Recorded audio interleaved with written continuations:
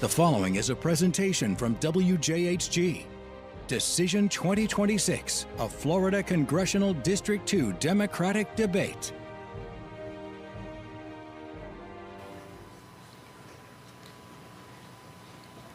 Good evening, and thank you for joining us for the Democratic primary for U.S. Representative Florida Congressional District 2 debate. I'm tonight's moderator, Jessica Foster from WJHG News Channel 7.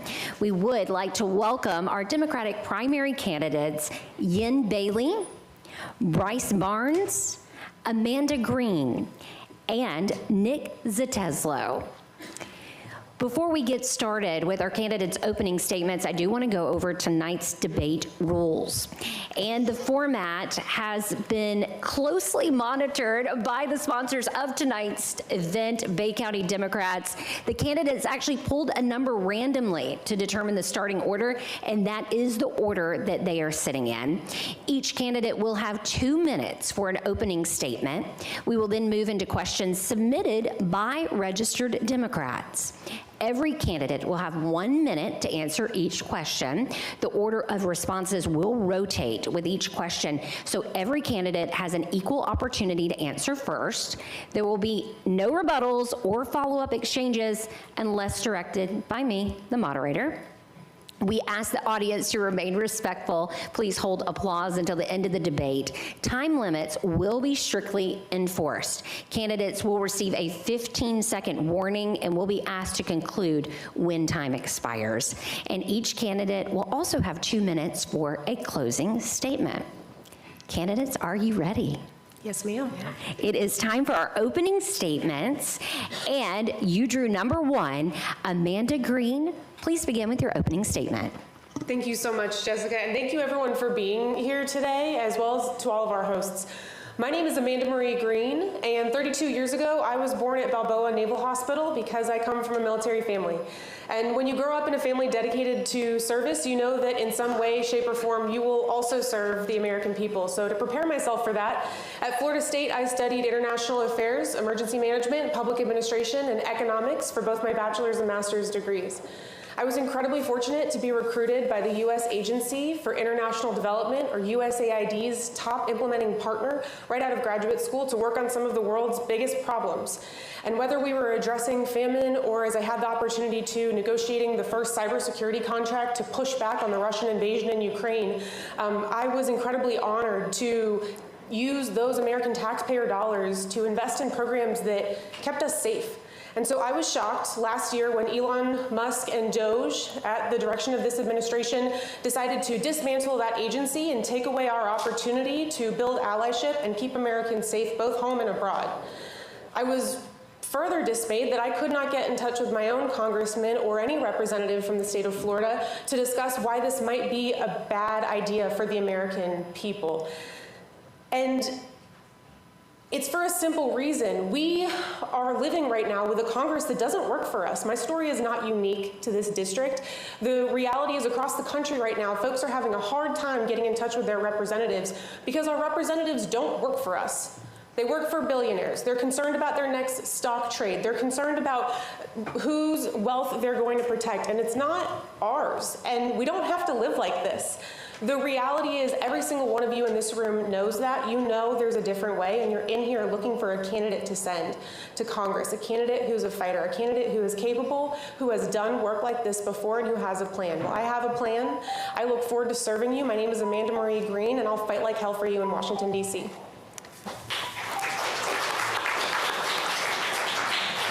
And now we'll hear from Nick Zeteslow. Hey, thank you so much. Thank you to the Bay County Democrats and the Democratic Women's Club and the Bay County Young Dems for organizing this forum. It's really great, and I'm excited to talk to you and answer all your questions. And thank you to all of you for coming out tonight. I think this is how we really start to change things and do something different. My name is Nick Zeteslow. I'm not from Panama City, but my family's from here. I live in Tallahassee right now, and my grandfather, Ralph Mills, helped build Oakland Terrace Park. I still have that plaque on my wall that they gave him recognizing that work back in the 60s. My grandmother lived in St. Andrews, and this is something that is home to me. We didn't go across the bridge much. You know, that was a big trip out there. Miracle Strip, Shipwreck Island, St. George Island, this was my backyard. This is where I spent my time, and you know, this place isn't just a campaign stop, it's home for me. It's Grandma's house. When Michael came through, my family was in a bathtub when we couldn't get in touch with them for 3 days. Most of my family lives out 231 near Youngstown, and they're not Democrats, and that's okay. In fact, that's good. We need people to disagree and talk and make different choices than they've made in the past. I graduated from college into the financial crash in 2008. I had to start my own business to make money because I couldn't find work. I ended up running large, complex, statewide operations across Florida and across the country over the last 25 years. And I finished that work recently working directly in AI and starting to understand what this technology is, how it works, and what's coming. That paycheck didn't always cut it though. I've ended up being an Uber driver and a Lyft driver, and I'm excited to talk to you all tonight about these issues going on, because right now my family can barely afford childcare, which costs more than Florida State tuition for my 18-month-old. We pay $50 for a box of Legos for my 6-year-old. We're in a crisis, but we can do something different. Thank you. And now for your opening statement, Yen Bailey. Hi, I'm Yen Bailey, and I'm running for Congress because we need hope and change. I ran in 2024, and back then, there was no hope of winning.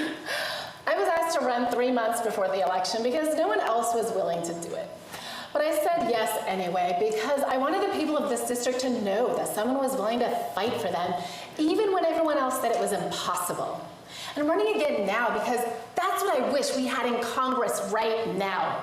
I am so tired of seeing the people in Congress watch this country get torn apart piece by piece and just say there is nothing they can do about it. We need a fighter. And I come from a long line of fighters. My dad was a pilot in the South Vietnamese Air Force, and when Saigon fell, he packed a plane with as many people as they could, and they took off, not knowing where they were going to land. My mom escaped on a fishing boat as bombs dropped around them. They got to the US at a refugee camp right down the road at Eglin Air Force Base. And life was hard. My dad did maintenance at motels while taking classes at night, and my mom worked as a seamstress.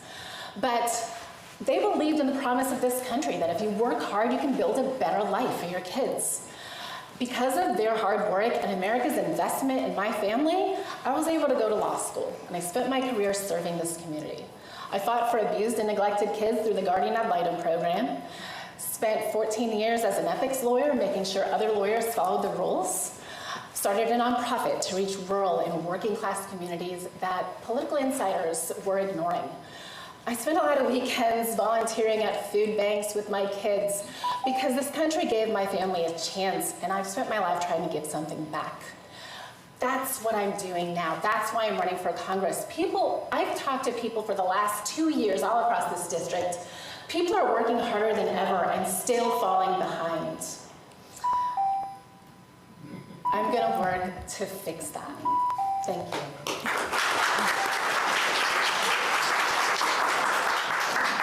And now we'll hear from Bryce Barnes. Thank you all for being here today.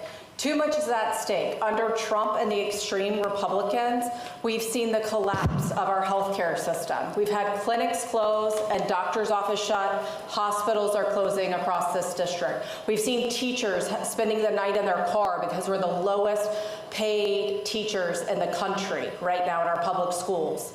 We have seen affordability crisis happening between the prices at the gas pump or in your own grocery store, and there's only one party responsible for that, and that's the Republican Party.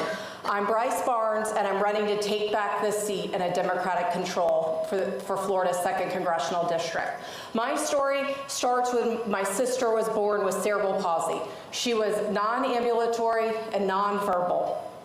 And I watched my parents every year take her into an insurance company office to verify that she was disabled and to be able to get her the benefits that she so much deserved. I then, years later, paid into a system month after month after month, and then when my son was diagnosed with a rare disease, That same system denied me. The insurance company denied his coverage. I know what it's like to fight for the health care that you need, and every American and every Floridian deserves basic health care. It's a basic human right. We educate our children. Everybody should have access to affordable health care. In my life, I have committed myself to service, serving Florida and helping people. 3 years ago, I went to work to collect 1.4 million petitions to help restore women's rights across the state of Florida, to limit government interference for women's health care.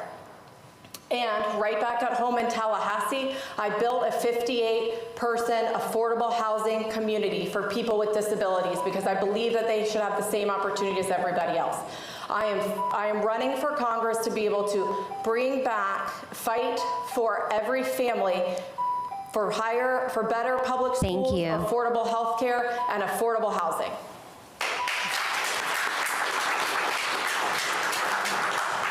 Now we are moving into our questions, and the first set of questions will deal with leadership and vision. And our very first question will begin with you, Mr. Ziteslow. What values do you believe are most important in a member of Congress representing Florida's 2nd Congressional District? If elected, how would those values guide your decisions and improve the lives of the people of this district? You have 1 minute. Thank you. Yeah, I think that basically respect and integrity are the most important things that we have. We talk a lot about partisan politics and money in politics and who's bought and who's not, and I think those are very real things and we need to deal with them.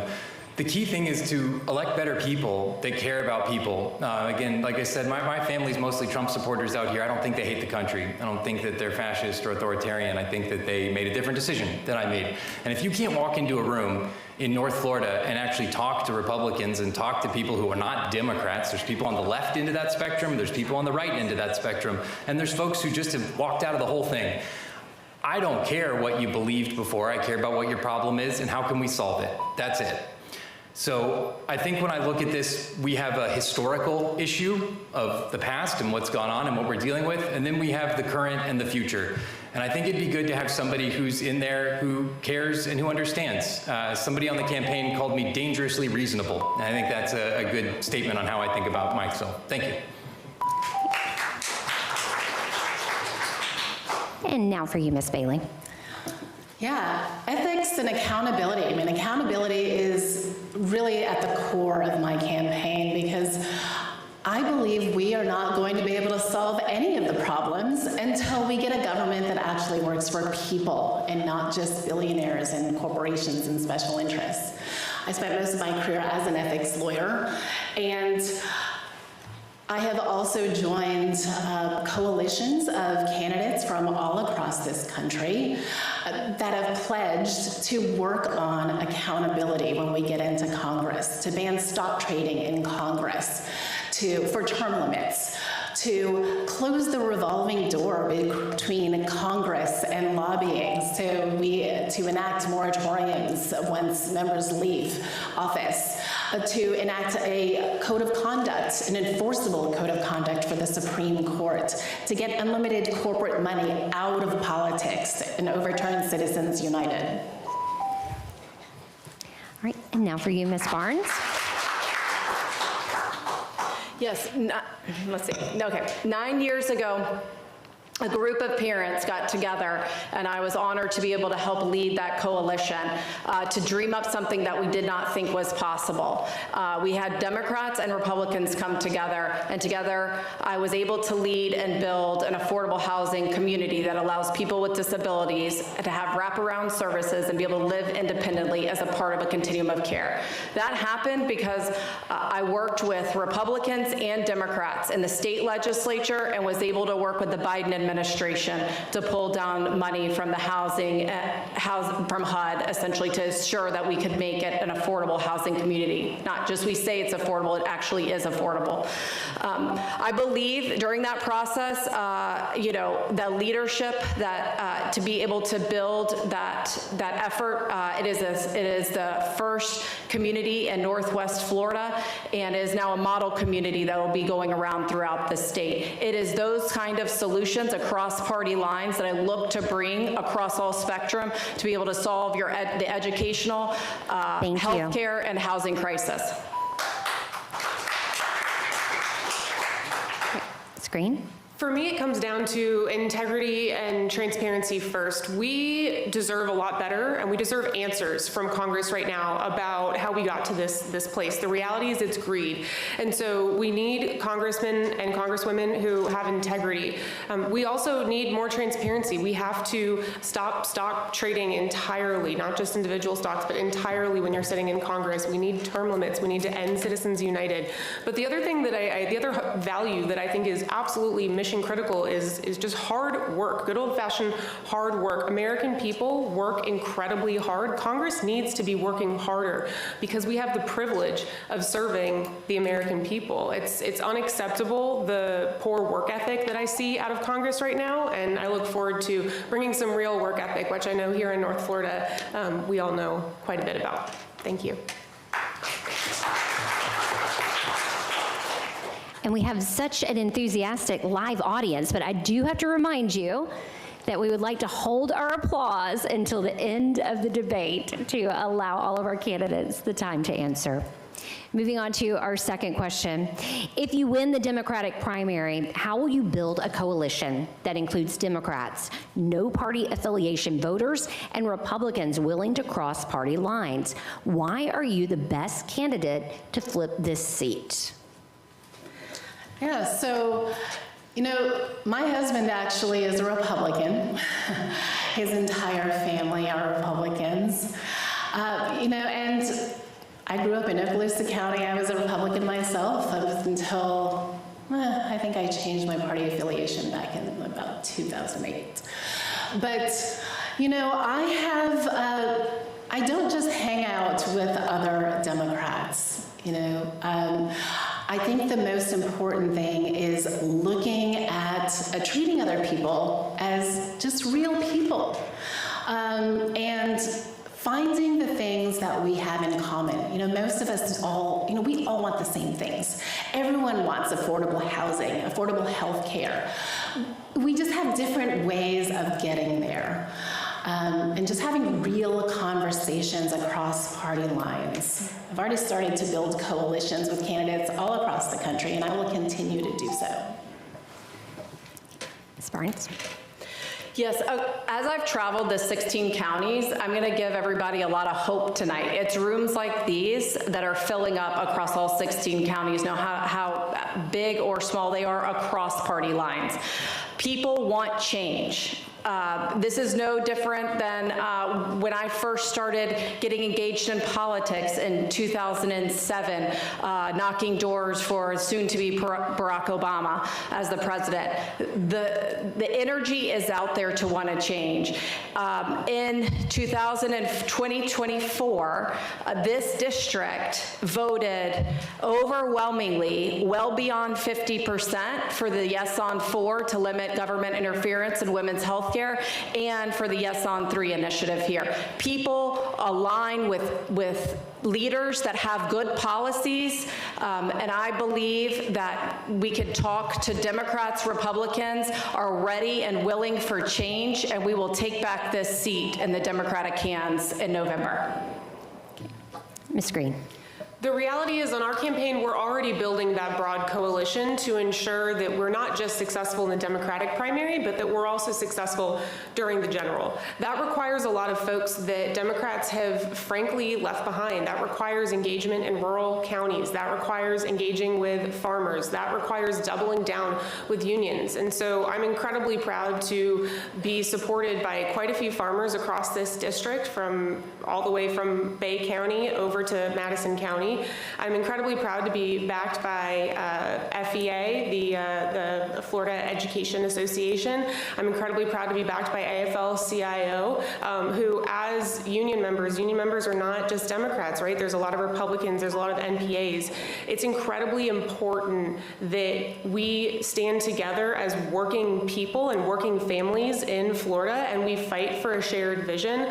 I am inspired every single day by the folks I come across. They're not worried about the D next to my name, they're worried about my values, and they know we share them. Mr. Zedeslo. Yeah, I think it comes down to two things. I agree. We're building the coalition now. Can't wait till after the primary, running a general election day one, because that's how you win the seat. I don't care about winning a primary and flubbing a general election. We need to be able to go on August 19th straightforward and not change message. To do that, we've been building a coalition of people who understand that. People like Scott Clemens here, your former mayor and state house rep. People like Daniel Schultz, who's here in the crowd, who ran for city council here and said I was one of the first Democrats, or I think the first Democrat he's ever endorsed. We've also got people like Rick Wilson from the Lincoln Project on board, people who are former Republicans. The other thing is what you do. And I've been going around to county commissions, most of them Republican county commissions, all around North Florida, fighting on the data centers and trying to ban those. You might have seen the videos that we posted. I think that doing the work now is the most important thing, and especially on that issue, because it's not something that's partisan. It's something that I care about, I know about, and we're trying to stop to help all of us. So I think it's both, and you can't wait till August 19th, and I'm not. Our next question, and we will begin with Ms. Barnes. If elected, what would be your top priorities during your first term? Please include the single accomplishment you would most want to achieve in your first year and explain how you would measure success. I think it's no shock to anybody that we're in an affordability crisis. So my number one priority is to fix our healthcare system. We have got to protect and expand Medicaid. We have over 100,000 people that are being cut Medicaid services across this district because of the One Big Beautiful Bill. I will fight to restore those services and Medicaid, work to protect it.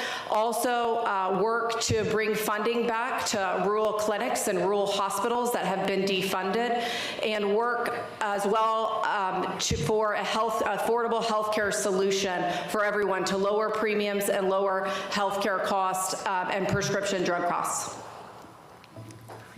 Ms. Green. The only way that we really stop the bleeding with Congress is if we address the rampant corruption that is happening. In my first term in Congress, I pledged to stop, absolutely stop, no questions asked, folks need to go to jail, stock trading with Congress. If we don't make it so that insurance companies can't buy their candidate of choice, and that billionaires can't ensure that they have their candidate of choice sitting in Congress, we will not actually be able to address all of these other problems. And so in order to bring down the cost of living, which is absolutely paramount for everyone in this room, including my family, we have to stop the corruption in Congress. It's gotten absolutely out of hand and it's brazen. We have folks betting right now on when the next bomb is going to drop on another never-ending war in the Middle East. Congress is not fighting for us, and so taking away the way that they make money off of all of our backs is the first thing and the most important thing that we have to do immediately. Mr. Zedeslo. Yeah, as far as specifically me, I think I agree with, I think we have a lot on, we have a lot of agreement on what needs to be done with corruption and with a lot of these sort of big issues that have been in the news a lot. So here's what I would do that's specific. Ban the data centers federally. We can't do this 3,000 counties at a time. We can't do it just county by county and hope it works. We've got to make sure that we ban that at a federal level. The next is to regulate AI. We're about to automate ourselves into poverty. If you use a computer or if you use a phone for your work, your job is at risk, and we're already seeing the trickle coming out of the bottom layers of the job, and it's starting to hit middle management workers right now. It's a crisis that we need to deal with. And finally, we need to build more homes. That means making sure we keep environmental review, that we keep making sure we have financing available, but that we're building the homes that people actually want to live in, and make sure that people can afford those homes that we build. If we don't, housing prices are just going to keep skyrocketing, which is great for some people investment assets, but makes it that people under the age of 35 can't buy a home. Ms. Bailey.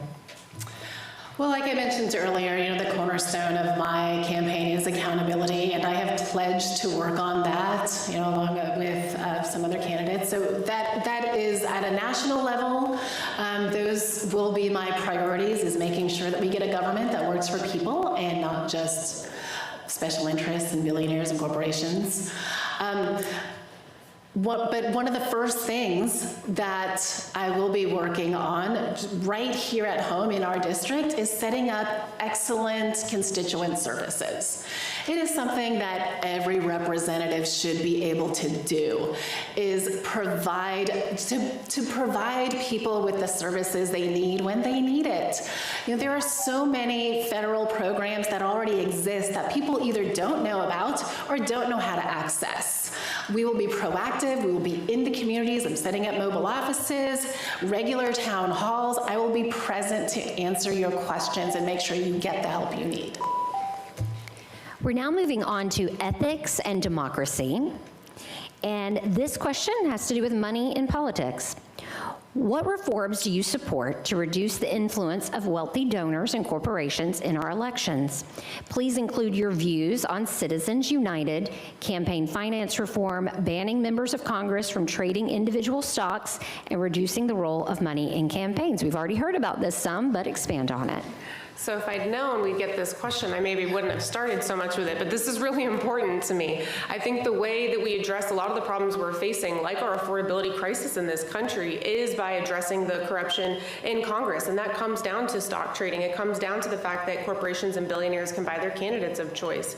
We have to address that, and we have to address it very quickly. And the reality is we need bipartisan support for this, and I think that there are younger generations of representatives who are interested in this kind of work. And so it will be paramount that when I get to Congress, I find who those allies are, Democrats, Republicans, and we make sure that this legislation passes with a veto-proof majority. Because right now we have someone sitting in the White House who is not going to be a fan of reducing the amount of corruption that we have in Congress, because it benefits him and it benefits his family.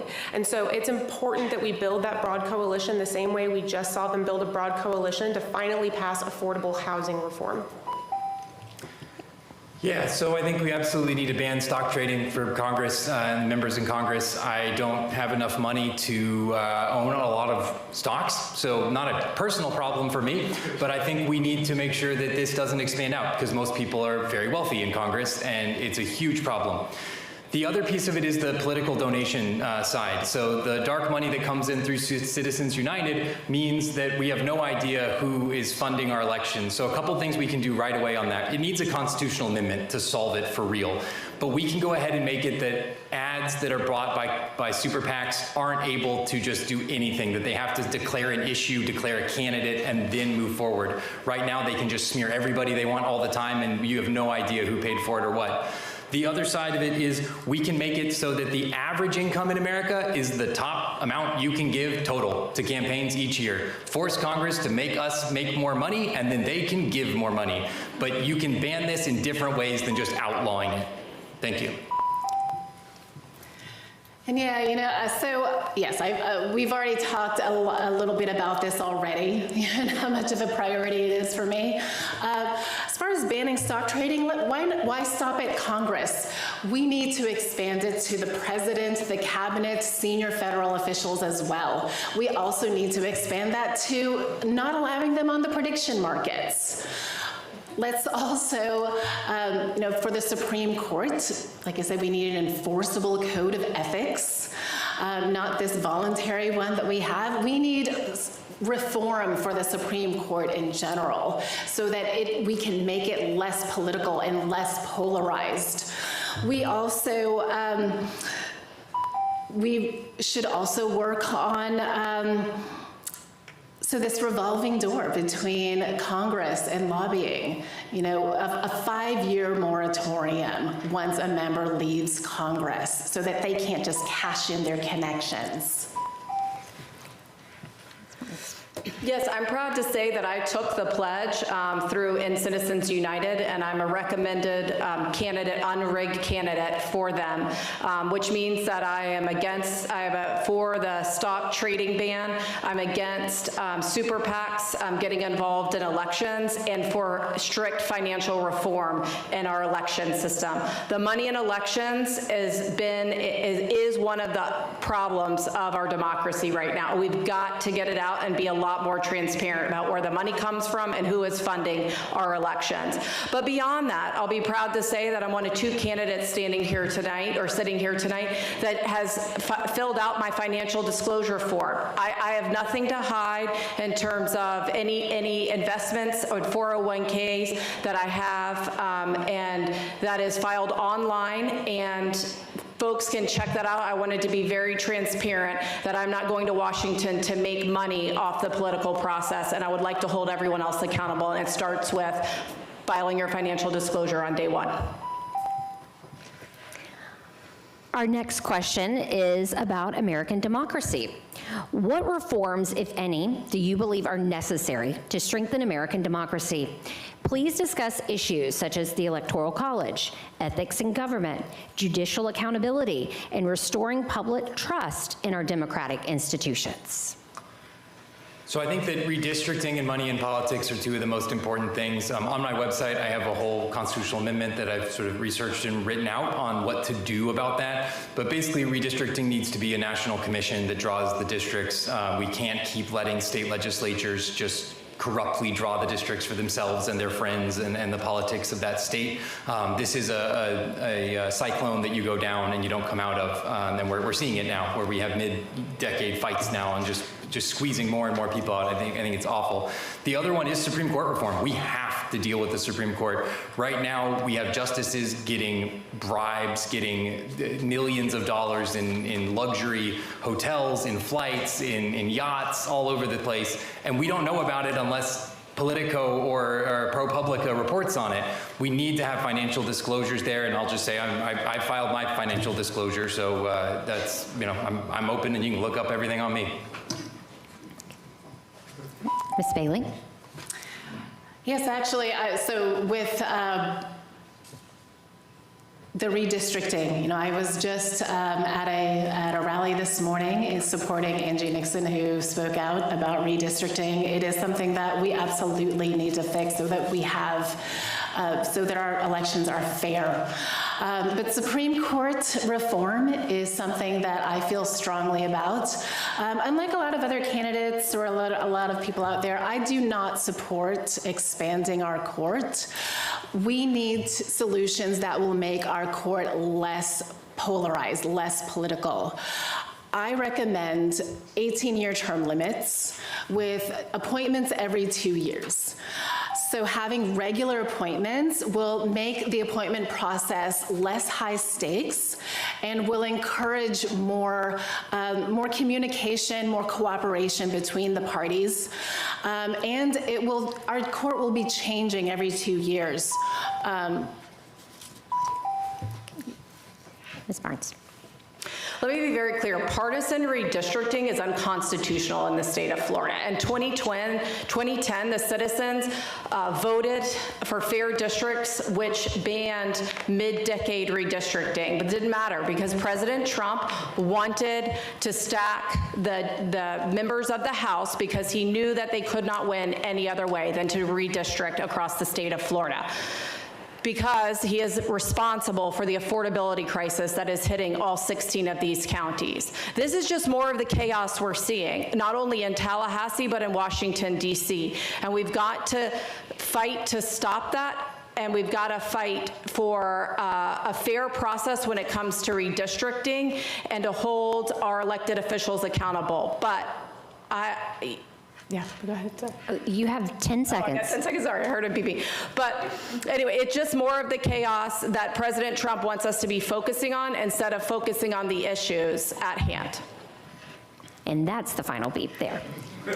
All right, So Ms. Green. we absolutely need Supreme Court reform, and we need accountability in our judiciary. The reason that the law that the Floridians passed to prevent things like the partisan gerrymandering that happened, the reason that that was allowed to happen is because we have seen absolute packing of the courts, not just at the Supreme Court, but at the federal court level as well. It is important that we have a Senate who's not confirming extremist judges, and it's also important that we have term limits. And I do think we need some small expansion of the Supreme Court. When it was first started, we had 9 courts, and so there were 9 judges. There are now 13. We should have 13 judges. But at the same time, the only way that we really solve this is if you have an enforceable code of ethics and is if you have term limits. I think there also needs to be a limit on the number of judges that a single president is capable of appointing without a higher majority in the Senate.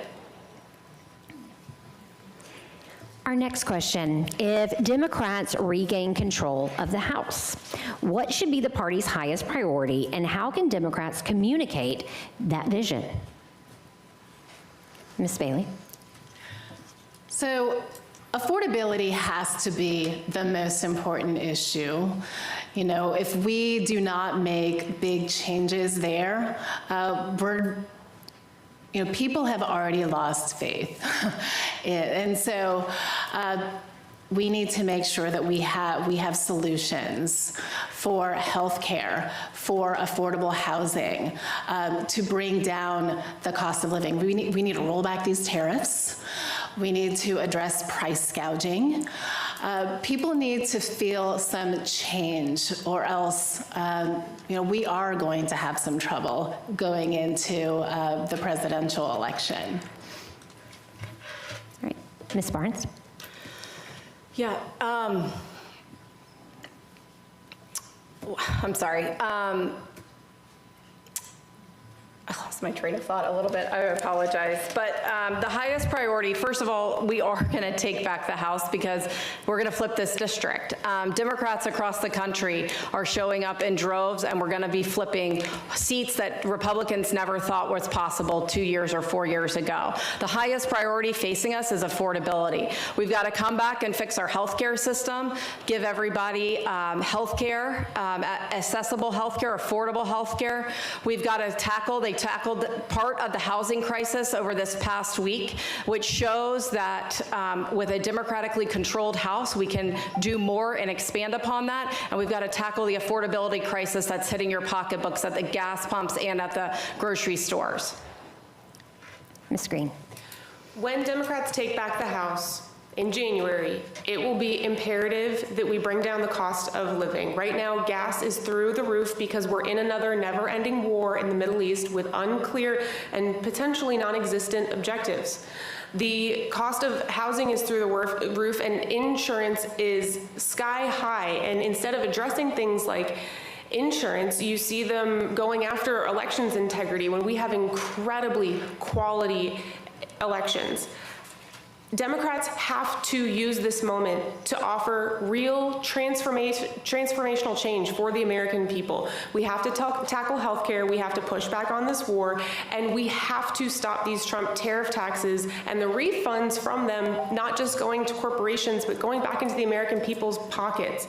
The way that this administration and this Congress has behaved over the last year and a half is embarrassing, and it will be imperative that Democrats show the American people that we are capable of more, and we are capable of holding on to that leadership and serving on that vision. Mr. Zeteslow.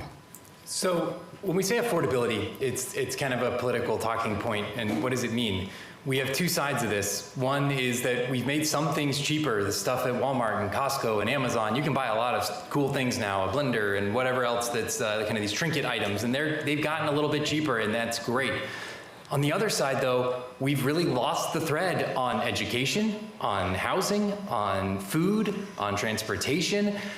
We need to get back to the basics and make sure that people can afford the things that matter, right? The things that actually affect your life. And that's why I'm so dedicated to making sure we solve the housing at the permitting and finance level. We absolutely need to get rid of these awful tariffs, and Congress should have done it months ago, and that would be a day one thing. The other piece is accountability. We have to make sure that we hold the people who are doing illegal things to account.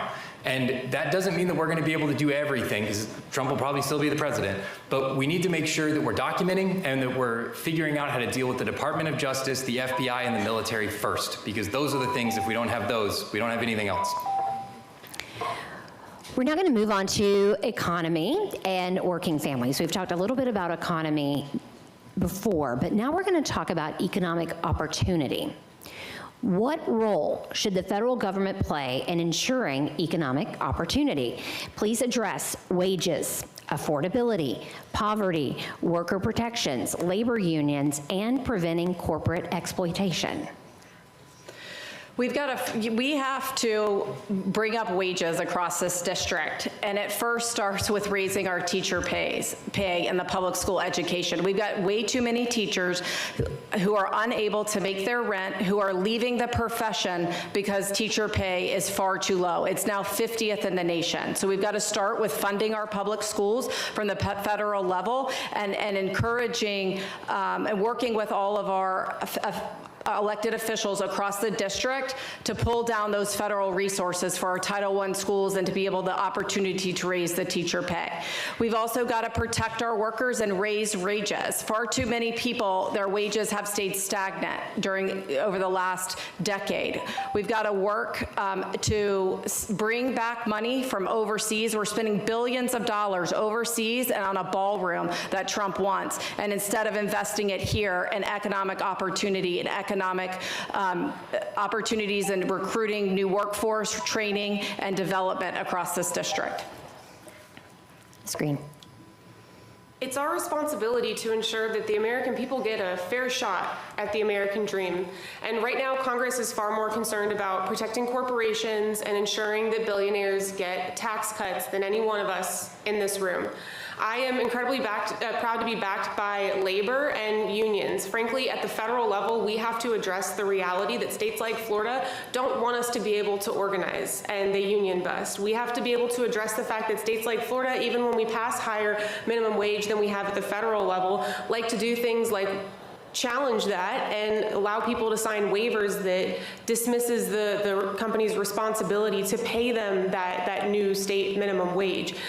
We have to, at the federal level, protect workers, protect working families, and ensure that a wage in America allows you to put food on the table, go see a doctor, and keep a roof over your head. Mr. Zatesla.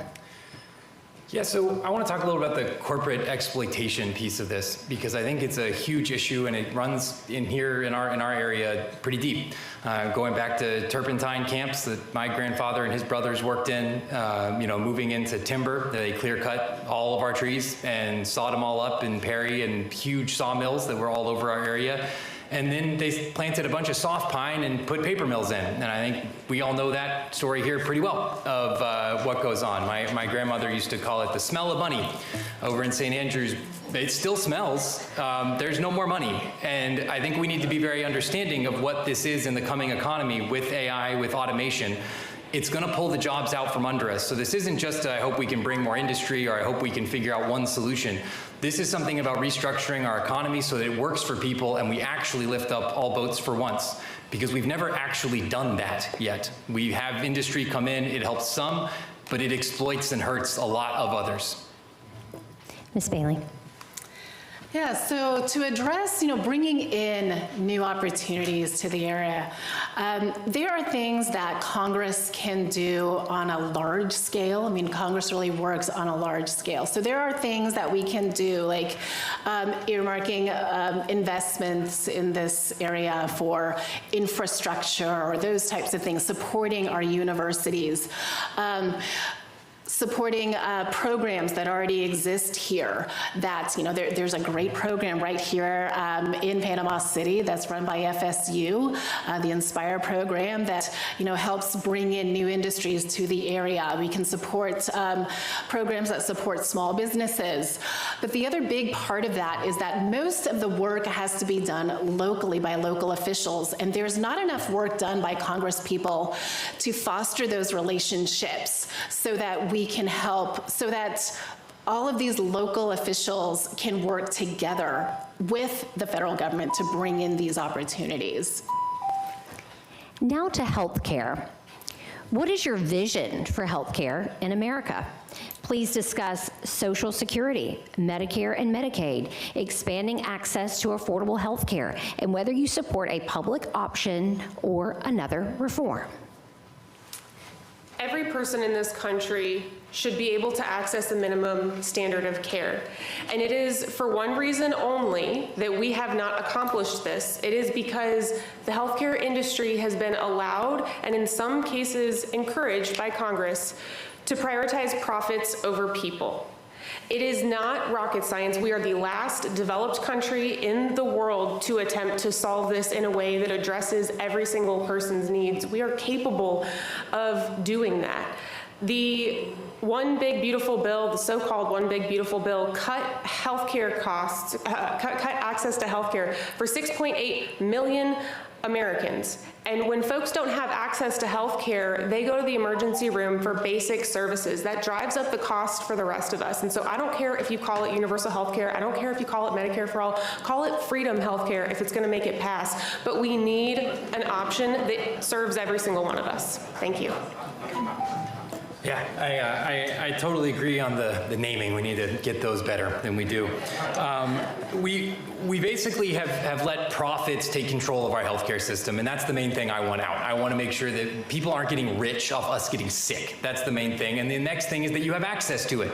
Right now, I don't care how great your healthcare is. My wife and I pay $1,500 a month for our 2 kids, and it still costs us $150 per visit, and we have to deal with all sorts of paperwork all over the place. The whole system is broken. It's basically a scam. We need to get back to making sure people are healthy and that they can afford that health care. To do that, we need to do a couple of things. One is to make sure that if you lose your job, your kid doesn't lose their doctor. We need to just disconnect that from work so that you can get health care. You don't have to have an employer that offers it. Gig workers are not getting any of this, and they're the biggest job in America right now. And the final thing is solve Medicare Advantage. We keep talking about this. Medicare Advantage is basically a scam. It's a private industry tool that was taken the name of what we gave Medicare, and they've totally corrupted it. So we need to fix that right away. Yes, our healthcare system is broken. You know, as I've been out talking to people all across this district, that is one of their top concerns. I've even heard from Republicans in our reddest counties who are saying, you know, I can't afford my healthcare anymore, especially now that the ACA subsidies were cut. Can we get universal healthcare? And I am advocating for Medicare for all. We don't have to call it that, but we already have, you know, Medicare is a system that everyone already pays into. That's already set up, that people already trust. Is it perfect? No. We should expand it so that it includes dental, vision, and hearing, but it is more efficient than private insurance. We can expand this system so that it covers everyone. And that is what I'm going to be fighting for. Healthcare is a basic human right. Everybody deserves to have access to a doctor in their county without long waiting lines. It also should be affordable. We should not be paying into a system that does not allow us to have those basic freedoms. I just was told, I was just with people 2 weeks ago, that someone in this district in Tallahassee was denied care and actually passed away waiting for an insurance claim to be authorized for them to be life flighted to another hospital in the state for open heart surgery. So, as I've traveled, I know people in other counties, Gulf County and other counties, are being taken here to Bay and other places. We need to fund some sort of universal or Medicare for all. Everybody has the right to basic health care, and we've got to tackle with that the mental health crisis. We've got to be funding mental health and funding eye care as well in the process, as well as protecting and expanding Medicaid for our most vulnerable populations. Now to fiscal responsibility. The national debt continues to grow. What specific steps would you support to improve the nation's long-term fiscal outlook while protecting essential public services? Yeah, the debt's going to be a crisis if it's not already. I think at some point recently we passed the mark where we pay more in interest than we do on the total budget that we've got. It's not just a side problem anymore.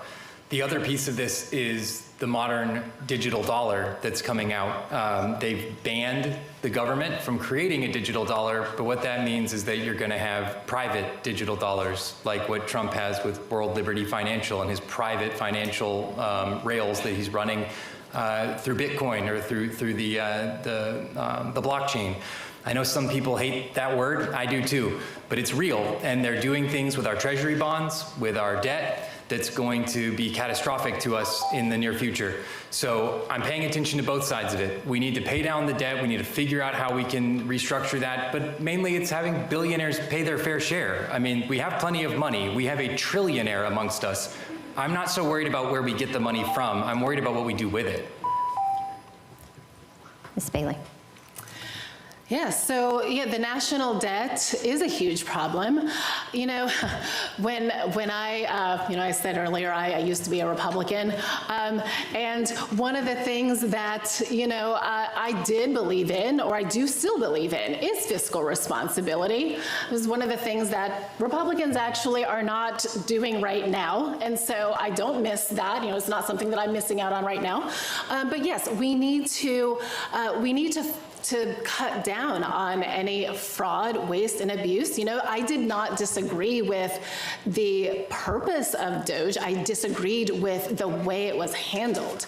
But those are things that everyone does care about. We do need to balance the budget. We need to stop wasting money on wars that no one wanted. Sending hundreds of billions of dollars overseas when we have people who are starving and suffering right here in our own country. Yeah, thank you. Ms. Barnes. Let me be very clear. Trump is spending billions and billions of dollars, not only on building a ballroom, having fights outside of the White House to celebrate his birthday, but also spending billions of dollars overseas on a war we don't know when will end, instead of investing here back in Floridians of the 2nd Congressional District. That has to end. That spending has to end. And that's one of the first things that Democrats, when they control the House in January, are going to do, is to ensure that we tackle the affordability crisis right here at home by cutting the spending from overseas and on these lavish projects that are only getting Trump and his friends rich. Ms. Green. You've got two sides to your balance sheet, right? You've got your revenue and you've got your expenditures. On the revenue side, we need tax reform that ensures we can bring in actual revenue from billionaires and that they're paying their fair share into our economy, right? That's how we increase our revenue. On the expenditure side, as a former federal contractor, I am intimately familiar with what it takes to pass a federal audit, and I can tell you it's important and it's really complex work. At USAID, we passed all our audits. You know who is not passing their audits is DOD. And the reality is, I am a big fan of us having the strongest military in the world. I come from a military family. I am never going to argue that. But we need to be able to pass our audits, and we need to be able to account for where the trillions are going, trillions. I believe that a lot of it is going to profits with some of these defense contractors, and it's not actually going into wages. It's not actually going into our arsenal, and that's a problem for me. And so we need audits, we need accountability, and we also need to increase our revenue. Not on the backs of the American people, and the 1%. Now to the topic of education. What federal role should Congress play in strengthening public education? Please discuss public school funding, school choice, including vouchers, pre-kindergarten, and closing achievement gaps. We'll begin with you, Ms. Bailey. Yes, so, this administration is doing everything that they can to cut the Department of Education. I will fight for the Department of Education. The Department of Education exists so that every child all across this country can have a basic level of education regardless of what zip code they live in. If we lose the Department of Education, we are losing things like Title I schools, funding for special education, civil rights protections, Pell Grants, student loans that make higher education accessible for our youth.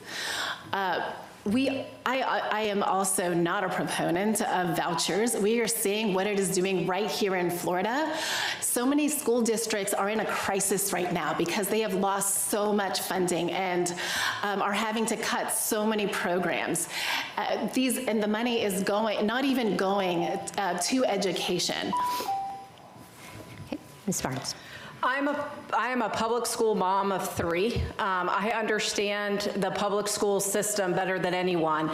That teachers are telling me every day that their pay is not enough, that their resources, that my own child's high school cannot find foreign language teachers to come and teach. The teacher shortage, as well as the under-enrollment in schools, is a problem because we have privatized our public education system, and that actually has to stop in the state of Florida. Our public school tax dollars should stay with our public schools to fund our public schools. I will fight at the federal level to make sure that the tax dollars stay here in Florida, that when you're paying taxes, that your tax dollars aren't going to Georgia to fund public schools, because right now that's what's happening. I also will fight for workforce development. There are training programs happening in many of the counties across this district. In Wakulla County, they've got workforce training programs that are graduating students, and they're able to stay in that county and being placed in job placements upon graduation, that it builds their workforce. That is done through the public school education system, and I will fight to increase educational opportunities in all 16 counties. Ms. Green. Right now, we are seeing our public school funding funneled into private institutions. And typically you would expect someone like the Department of Education to be stepping in, but they can't because they're being actively dismantled from the inside out right now by this administration. It is going to be imperative that we do 2 things. One, we need to ensure that we understand every program that is supporting our students, and we understand where it ended up. Over 100 programs have already been transferred out of the Department of Education into other federal agencies. There's going to be some audit that needs to happen to figure out where our programs are going and how we support our students. This is going to be a particular concern for parents who have children with disabilities and whose students need special IEPs. I think it's also imperative that at the federal level we take a look at this voucher program. Florida is ground zero for MAGA tactics, and so what we've seen happen here with vouchers and the mismanagement of it, it will be exported to other states unless the federal government steps in and does something quickly. Mr. Sateslow. Yeah, so my 6-year-old starts first grade in August, which is very exciting, but also a little bit scary and crazy. And I've been in public education my whole life. I went to a magnet program at a public high school for the International Baccalaureate program.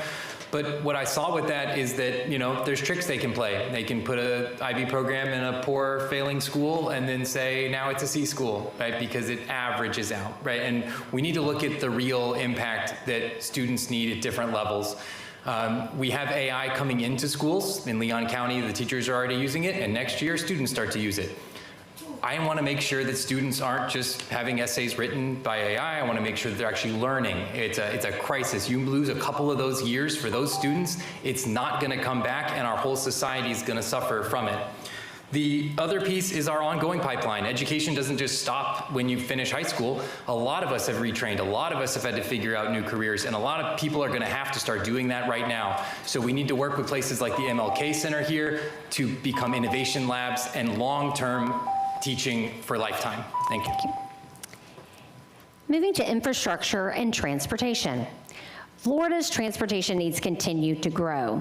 How would you approach federal investments in transportation and infrastructure, and what changes, if any, would you encourage at the state level? We'll begin with you, Ms. Barnes.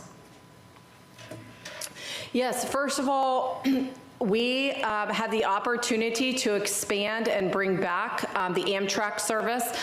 It was cut off after Hurricane Katrina, and it ends, essentially, it skips over most of this district. So I would fight on day one to restore the Amtrak service to be able to connect us from New Orleans all the way to Jacksonville. Second, I would fight for investment in our roads and our bridges. We've got counties that still need roads paved and basic infrastructure infrastructure work to support the transportation. And so I would work with our counties by counties to support the infrastructure with the growing populations, or frankly, that have been overlooked for far too long because nobody fought for them in this district to pull down those resources. Screen. So I come from a family that has a few engineers in it, all civil, and my brother-in-law is actually a bridge diver, and so he literally goes under bridges and inspects them. And I have heard absolute horror stories from him about the quality at times of how far we let things go, you know, and it's important that we have a representative who is going to be present and listen and get funding to the districts and to the counties that need them. One of the counties that we have in this district, Gadsden, is severely underfunded year on year. And recently I was speaking with some folks out there and they told me that they missed out on millions in grants that had already been allocated, funds that had already been set aside for us, because they didn't know how to apply for them. We're leaving Floridian taxpayer dollars on the table because we do not have a representative that is showing up for everyone. And so that's what you change. We've got federal dollars set aside, we need more, and I'll be here to invest them. Mr. Teslo. Yeah, I think transportation is one of the most critical things. If you can't get anywhere, then you're just stuck where you are. And right now, if you don't have a car, and a car that works, you don't move, right? You can't really go anywhere. Maybe you take an Uber or a Lyft. The buses sometimes work and run, but most people that I talk to, it's not a reliable source. My dad and I actually took the first train out to New Orleans back in the early 90s when it came through. So I've ridden that, and I love trains. But I think that we need more last mile, right, stuff here. So that's things like increasing buses, making sure that there are public options for bike lanes, and making sure that we have things around where people want to go, right? The places that are the destination spots, and we know that well here with tourism.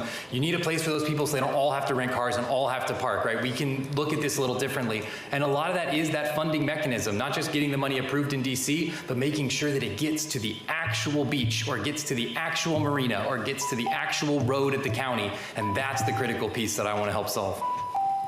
Ms. Bailey. Yeah, you know, I grew up right here in the Panhandle, and you know, we've all spent hours, right, stuck on Highway 98, especially, you know, it's scary when a hurricane is coming and you're trying to get out and you are stuck there and you don't know if you're going to be able, you know, how you're going to be able to get out because of these two-lane highways. So, you know, we especially have a district that relies very heavily on our roads. But we don't have enough of them, you know, or connection. You know, when I have tried to figure out how do we get more industry to this area, one of the big things is that you know, it's hard to get products in or out. And so we do need to invest in our transportation system, but we also need to look at alternate means of transportation other than our roads, so we aren't so heavily reliant on it. We're now going to talk about our military and veteran populations. Florida's 2nd Congressional District includes major military installations and a large veteran population. Which congressional committees would you seek to serve on, and how would those assignments help you address our district's priorities, including veteran services, military readiness, disaster recovery, housing affordability, infrastructure, and workforce development? In a minute? I know, it's a lot. Yes, and again, I have to remind you, these are registered Democrat voters who sent these in, and some of them are a little long. No, I appreciate the question, and I can tell you that as someone who comes from a military family, supporting our veterans and supporting our troops is a top priority for me. As far as committee assignments, one of the committees that I have pledged to sit on is actually the Agriculture Committee, because agriculture is one of the dominant drivers of both income and revenue in this district, and it's frankly, it's how we put food on the table. And if you look at things like the Farm Bill, you talked about affordable housing in there. We have seen post-disaster that we don't sufficiently invest in picking up trees and supporting our timber farmers. There's all sorts of material inputs that go into bringing down the cost of living and bringing down the cost of housing. And committee assignments are a good opportunity to advocate for specific groups that you'd like to, but the reality is we're going to be working across the spectrum. And as far as supporting our veterans, we talk about Medicare for All. One of the ideas that I pitched early in this campaign and got a lot of positive feedback was rapid VA expansion. My dad's a service-disabled vet, and he loves using the VA. And I think if we're talking about a quality healthcare program, we should be looking at the VA as well as a model. Yeah, so the military is a broad topic, but right now, the key thing is to make sure that we can afford what we're doing, that we're paying people well. We have a big contractor problem where people are just swapping out and going into private contractor, making double, triple. Well, that company's not losing money on that contractor, right? They're billing us for all of that work that used to be employed by a service member making standard pay. So I think we need to get back to in-housing. I think that our military members need to be part of the military, not part of contractors. The other big piece is that we're actually using our military correctly and legally. It's hard to control costs when you have random wars popping up and shutting down when the president decides the 60-day window is up, so it's no longer a war, and then yesterday declaring the war is back on and it's a new 60-day clock. Congress has to take control of this. Part of this election isn't about policy, it's about power. Does Congress have the power to do this? And I think the answer is yes, but we need people up there that understand that and are fighting for that and not getting distracted by everything else around them. It's too important. Yeah, so, I have somewhat of a vested interest in this because my husband is a veteran himself. He's a former Green Beret. We also have a lot of family members who are veterans. I want to make sure that our VA is fully funded. Right now, it is not. We have a lot of our VA facilities were already short-staffed and have had their staffing cut even more. I have talked to veterans who said they also have trouble navigating the system. There is not a lot of help when they do want to try to set up appointments. We have automated systems that a lot of veterans now don't know how to use, and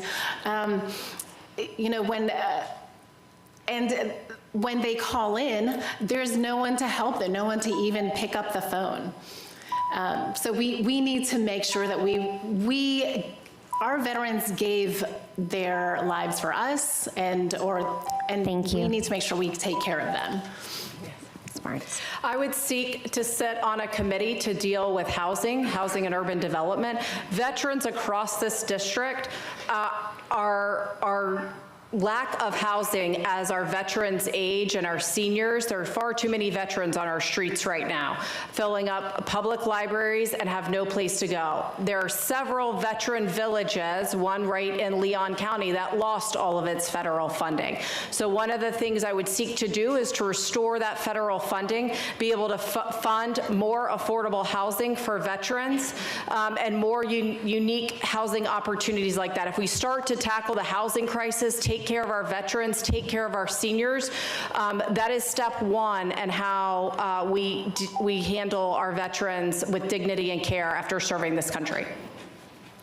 So a minute does go by fast, doesn't it? Yes. You all did a nice job keeping it within, though. Okay, we've heard a lot about this already. Artificial intelligence and data centers. Artificial intelligence is advancing rapidly. While large data centers are raising concerns about energy use, water consumption, consumer costs, and privacy, what federal regulations do you support that would protect the public without discouraging innovation? Yeah, so this is the fight I've been fighting on the last few months, going around county to county and trying to deal with this problem locally, and we need to deal with it federally. The first thing on the data center side, the scope of these things are just so big. The one in Polk County is 1,300 acres and requires as much electricity in one computer as Panama City, Tallahassee, and Gainesville's entire electricity usage combined. That's why people are so upset. So the first thing is to make sure they don't lie to us. and ask them how much actual machinery they're using, not what they think they're going to use. The other side is to make sure they don't lie to us with LLCs, shell companies that they work around, and make sure they have decommissioning bonds so that when they go away, which they will, like we know in the paper mill right now, that we can pay to get it done and we're not stuck footing the bill. On the AI intellectual side, we have a huge problem. Jobs are starting to go away right now. The industry thought we had 10 to 12 years. Now they project 3 to 5 years before massive impact starts to happen. This is why I think it's so important to have somebody in Congress who understands AI, not just trying to learn about it, because if we don't, we're going to be in a real mess. Great. Ms. Bailey. Yeah, I mean, AI is definitely a huge issue, and so are these data centers. You know, I have been to a few county commission meetings now speaking out against them because they do have such enormous impacts on our environment and our health. You know, some of them use as much electricity as small cities and, you know, 1 million gallons of water. We do need strict regulations. We need to make sure that any energy that they use is clean energy, because of the enormous amounts of electricity that they use. But beyond regulating just AI itself, we need to think about how it's going to affect our workforce and get ready for that, because, you know, and so make sure that we do have like a healthcare system that is not tied to our workforce. Make sure that that our workers have protection. So make sure we have strong unions so they can advocate for themselves. Ms. Barnes. Hi, I'm a mom of 3 and I've got 2 high school boys, and I can be the first to tell you that we should have, when we had the opportunity, put some federal regulation around social media, how the algorithms work and how the usages work with our youth. We now have the opportunity, we didn't do it as a country, and we didn't do, our elected officials failed us, and now we have the opportunity to do that with AI. We don't have to accept AI as the way of the future. We have the opportunity to regulate it at the federal level. The AI companies want this to be complicated. They want to regulate it county by county because, frankly, they have billions of dollars to throw at the problem and hope somebody is asleep at the wheel and they can put a data center where you wake up one day and now you've got one. That shouldn't be how it is. We need a federal regulation because the data centers that they've agreed to put in Georgia in 5 years will be affecting our water and our energy consumption here in this district. I will fight to regulate AI and our data centers so that our families, we aren't living through the same issues that we have with social media. Way too late. Ms. Green.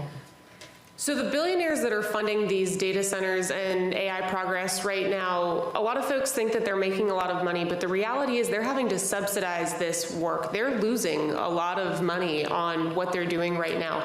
And they're hoping that they can make enough of our jobs obsolete and they can siphon off enough of our natural resources and buy enough congresspeople to ensure that their reality doesn't become a reality that they go under on these investments before we realize that we have the power to regulate them. If we can take back the House and we can pass quality legislation, we can ensure that AI is regulated not just in their natural resource use, but also in their use cases.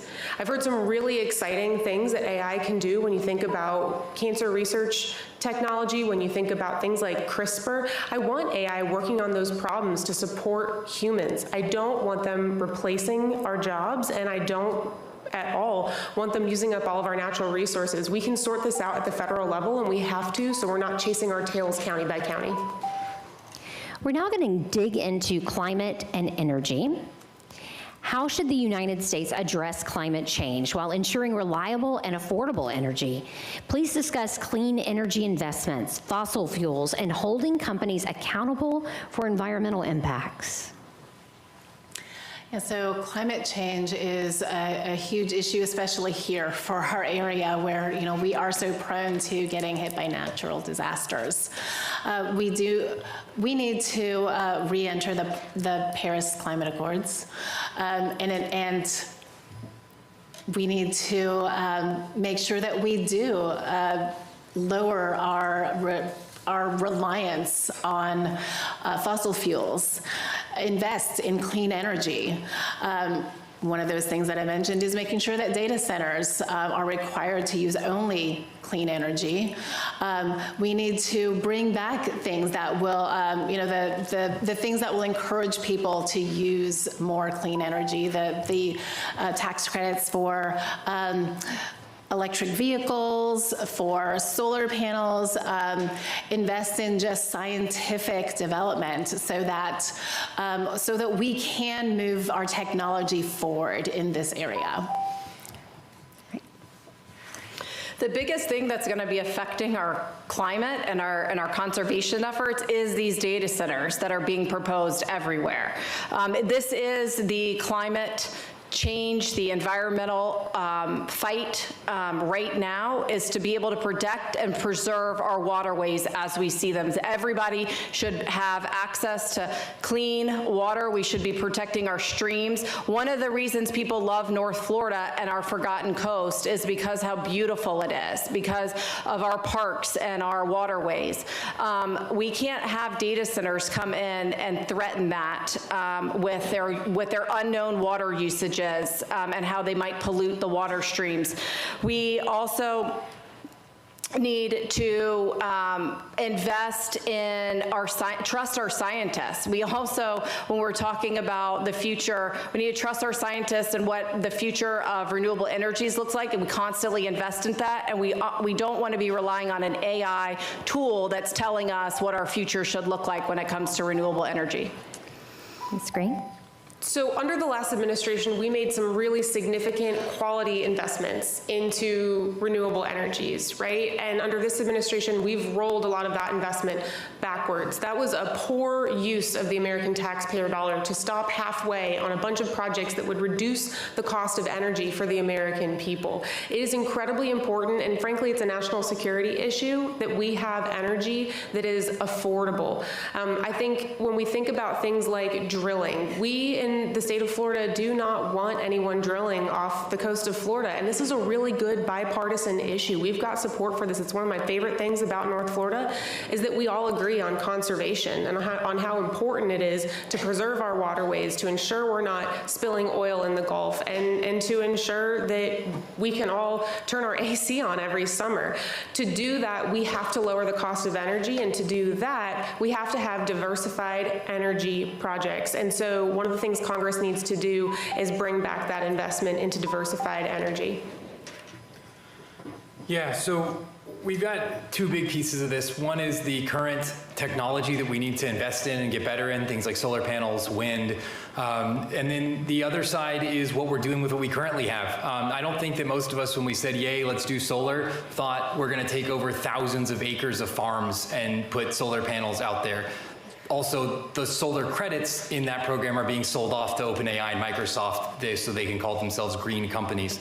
As Bryce said, these data centers are using so much electricity that it's basically the only reason there's growth in the electricity markets right now is because of these AI generators.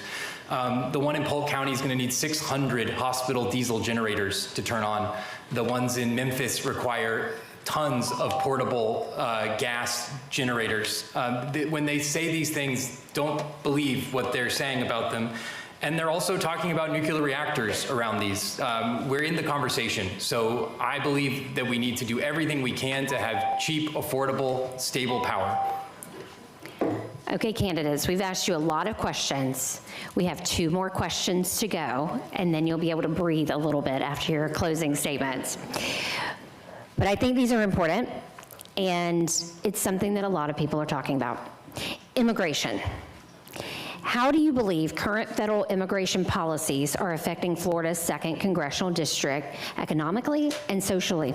And what immigration reforms would you support?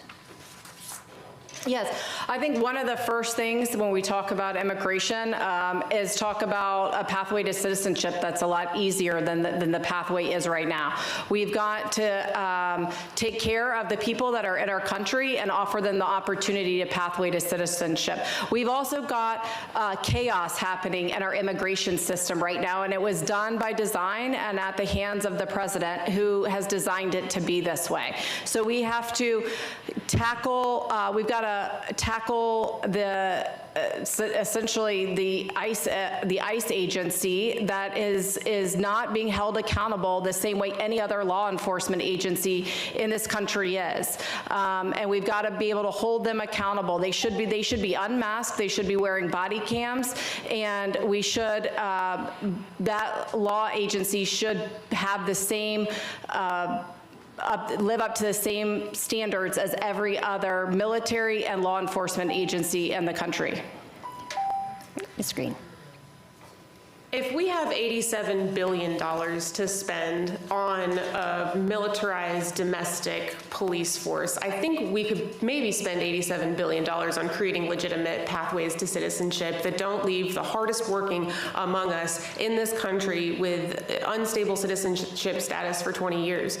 I don't believe for a second that folks who are being picked up are undocumented. They're getting picked up from their court appointments. The reality is we need immigration reform, and we need it quickly. And the good news is this is a bipartisan issue right now. I know a lot of folks don't feel like it. You know, the president promised they would deport rapists and murderers. What I hear from farmers every day, what I hear from builders every day, what I hear from home health aides every day is that that's not who was deported from their workforce. It was hardworking people who have been here for decades who were seeking citizenship. And so it's imperative that as a country of immigrants, we defend immigrants, and sure, deport the rapists and murderers. No one was arguing that. But let's get this right, and let's get this right now. We have spent a lot of time not addressing this issue. Okay. Yeah, with a last name like Zeteslo, it didn't come natively from here. My family came through Ellis Island back at the turn of the century, and we've had crises in immigration before, we've had huge problems in it before, and we've solved it before. In the early 2000s, Marco Rubio was on the committee that they were gonna solve it, and then they couldn't quite get it together. Then, I think 2 years ago, we had a bill right before the election where they were gonna get some stuff done that actually was good, actual policy changes to solve immigration, and they wouldn't let it go through. Now you have a problem of not a rogue agency. You have a well-funded, law created, and then president top-down ordered agency to do these things that they're doing, the illegal actions that are killing people and horrifying and terrorizing people. So we need to deal with those in two separate ways. So we need real policy, but we also have to go deal with the accountability around this agency that has done tremendous harm, and I mean real teeth to the consequences. People need to go to jail over what's gone on and not just resign politely. So this issue is very personal to me for obvious reasons. We need to abolish ICE. This is an agency that is beyond reform. It has lost all credibility. It violates its own regulations, violates the Constitution. We have a militarized police force to enforce civil infractions. So most immigration violations are not crimes. They are civil. This is like sending a SWAT team after someone who has a parking ticket. We don't need this. And for the immigrants who have actually committed crimes, we have other agencies that already handle that. It is a completely redundant agency. The money that we have allocated towards this should be spent towards reforming our system, making our immigration system more efficient, hiring more judges, more people to process the paperwork. We need to create pathways. Okay. All right, our final question will deal with America's role in the world. What should America's role be on the world stage over the next 4 years? Please discuss our alliances, national security, and how Congress can strengthen America's relationship with democratic allies. I witnessed firsthand this administration tear down many of our allies. I witnessed firsthand this administration completely remove our best tool in the soft power toolkit for supporting young democracies and for building new trade allies. Frankly, what they're doing with the State Department means that we don't have enough diplomats to repair the damage that has been done. And so as someone who worked firsthand with USAID and has worked across the globe representing representing the American people and ensuring that we have goodwill across this very global earth, I would welcome the opportunity to rebuild some of those relationships. And frankly, we need to start right here in North America. Canada and Mexico historically have been really strong allies. They have been vilified under this administration, and it's not acceptable. There will be a United States of America after Donald Trump, and I think it's really important that our allies know that we're here for them still. Yeah, we're at a big change moment right now. NATO's being demolished and taken apart and just not taken seriously. We've got alliances around the world that we've just disconnected from and thrown to the wind and let them go. And we've got new alliances that are coming up of people and countries that we've never really been super close to, that are now sharing intelligence, that are now sharing financial resources, military, and we've got an Iran situation that's, another war of choice in the most catastrophic way of that to deal with. So I think that instead of trying to list off, which countries I would support and not, I think we need to support countries that are trying to help their people and that are aligned with the US and what we want to do. But that doesn't mean that if somebody doesn't like us, that we can't work with them. We've done a lot of things that people can be mad at. That's okay. But we need to make sure that we're going in and trying to actually build coalitions that are for peace, that are for strong economy, and that are against random wars.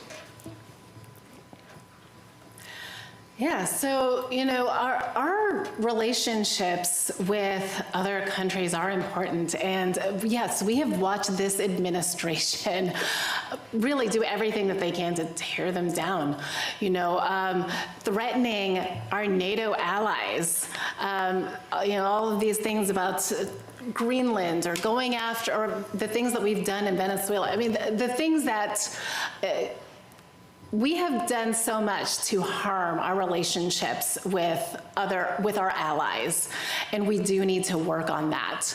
At the same time, while foreign intervention has never worked out well for the U.S. or the countries that we intervene in. My parents can tell you just how well that worked out in Vietnam. We need to focus more on helping out the people in our country first.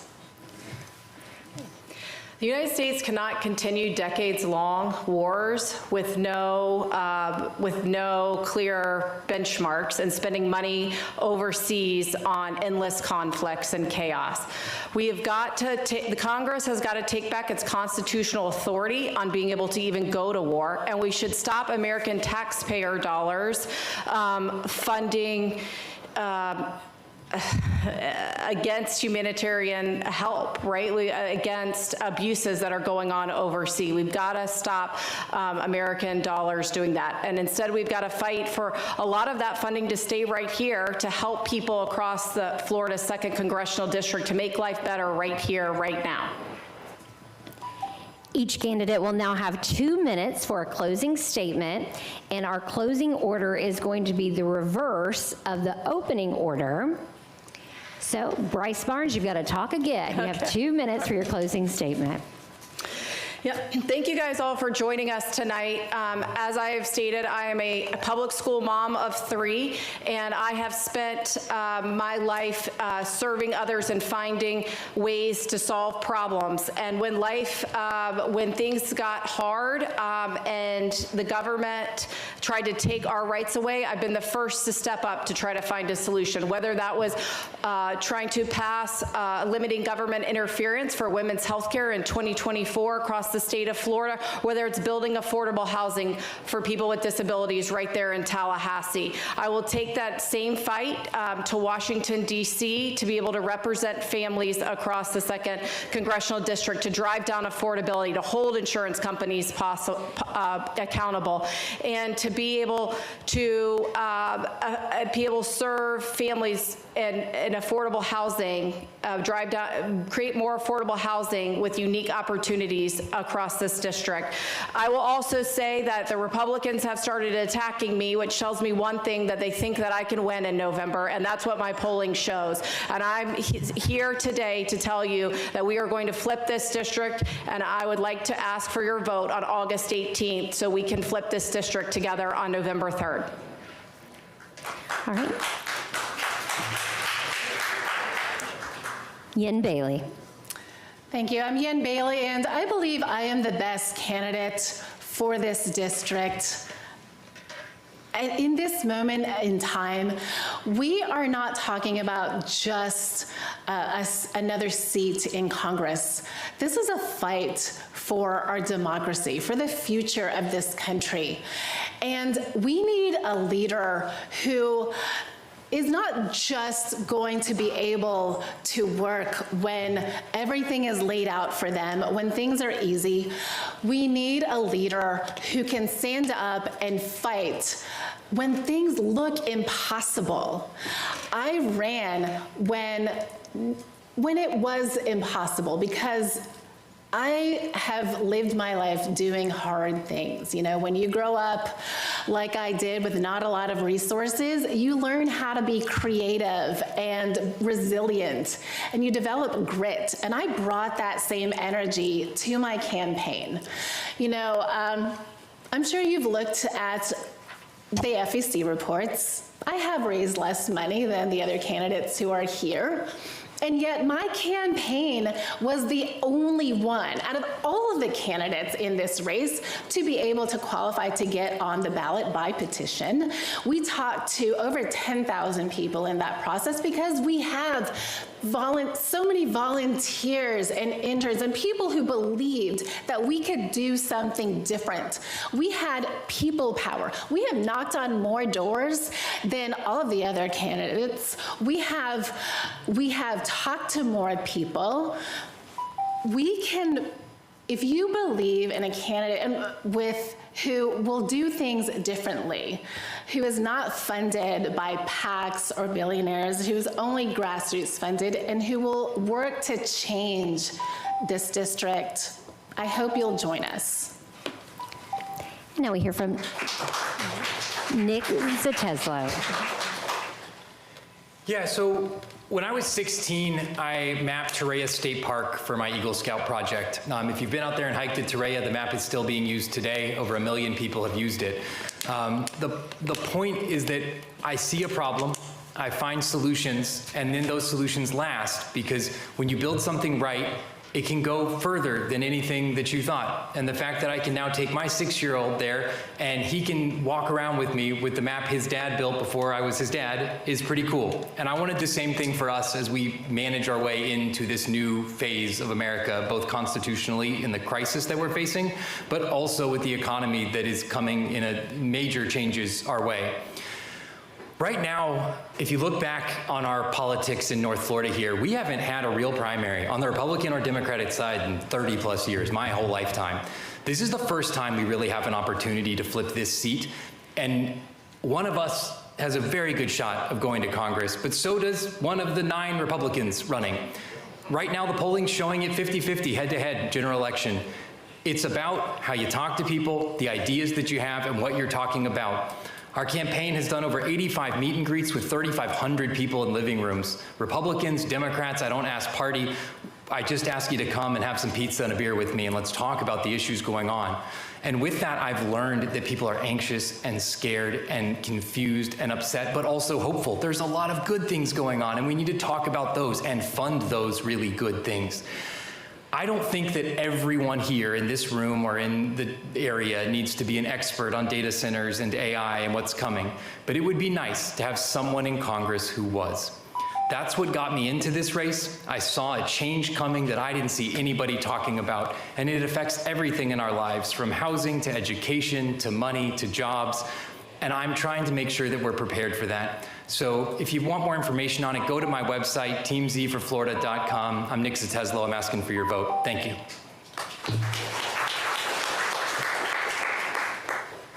For the last 10 years of my career, I have specialized in unlocking federal dollars for the world's most vulnerable. And folks ask me all the time why we would spend money overseas. And the answer is simple. For every child we teach to read overseas, that's a child less likely to engage in radical extremism as a teenager or an adult and commit an act of terror on our soil. For every famine we intervene in, that's money in farmers' pockets. Right? And for every case of HIV/AIDS that we present, that's disease that doesn't make it to our borders. My entire career has been dedicated to keeping the American people safe. And as your Congresswoman, I very much look forward to taking that skill of unlocking federal dollars and bringing them home to the communities that need them most. It has been an absolute honor to travel across the 16 counties in this district and hear from folks firsthand about how hard they're working on their own. People in this district aren't waiting for the federal government to come save them, but just imagine if you had a federal representative who you could always call. I think I've given my cell phone number out to at least 20,000 people at this point. Our campaign is proud that we've already made contact with 25,000 voters across this district. We look forward to winning this primary, and we look forward to giving Republicans hell in the general. Nick is right. It's a 50-50 split right now in this district, and our polling shows that. Our polling also shows that folks in this district desperately want someone with experience fighting corruption and fighting fraud, waste, and abuse, and that's exactly what I've done over the course of my career. For those of you who think I might look a little bit different than the last time you saw me, I was the very pregnant candidate last year, and I gave birth to my son in January. We were back on the campaign trail within 3 weeks, and I say that because I think it's important that we don't make excuses about why we're not present. It is incredibly important for every single representative to be available to the American people and to be available to their district. I'm really proud of the broad local coalition we've built, and I'm looking forward to each and every one of you joining us. Thank you so much. My name is Amanda Marie Green.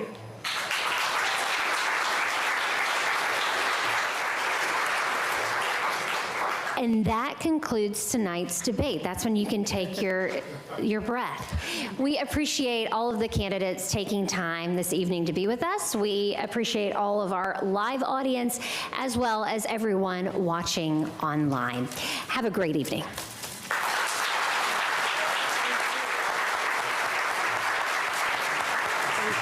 Thank you.